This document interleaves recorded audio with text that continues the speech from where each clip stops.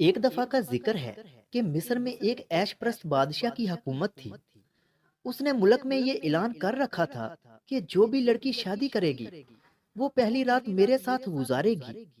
اس طرح بادشاہ نے ملک کی بہت ساری لڑکیوں سے زنا کر کے ان کی زندگیاں برباد کر دی تھیں۔ وقت اسی طرح گزرتا گیا اور جب بادشاہ کی بیٹی جوان ہوئی تو بادشاہ نے اس کی شادی کرنا چاہی۔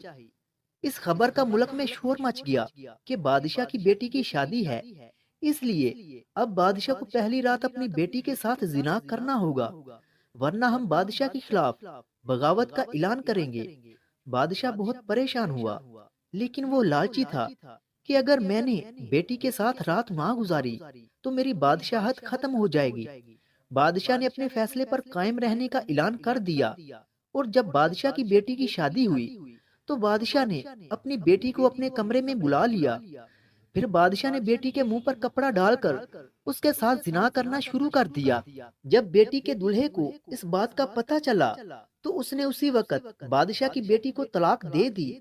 اب بادشاہ بھی کسی کو منہ دکھانے کے قابل نہیں رہا تھا۔ پھر چند ہی مہینے گزرے تھے کہ بادشاہ مر گیا۔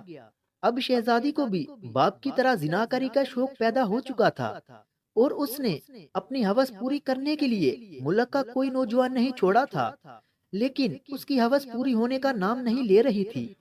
پھر ایک دن ایک فقیر شہزادی کے دربار میں خیرات مانگنے آیا۔ جب شہزادی کی نظر اس فقیر پر پڑی تو اس نے یہ سوچا کہ کیوں نہ اس فقیر کے ساتھ بھی بدکاری کی جائے۔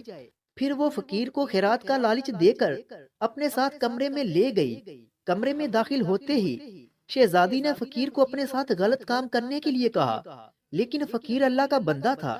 اس نے شہزادی کو اس کام سے منع کیا، لیکن شہزادی نے جیسے ہی زبردستی کرنا چاہی تو اس فقیر نے ایسا کلام پڑھا کہ شہزادی اسی وقت تڑپ تڑپ کر مر گئی۔ برائی کا انجام ہمیشہ برا ہی ہوتا ہے۔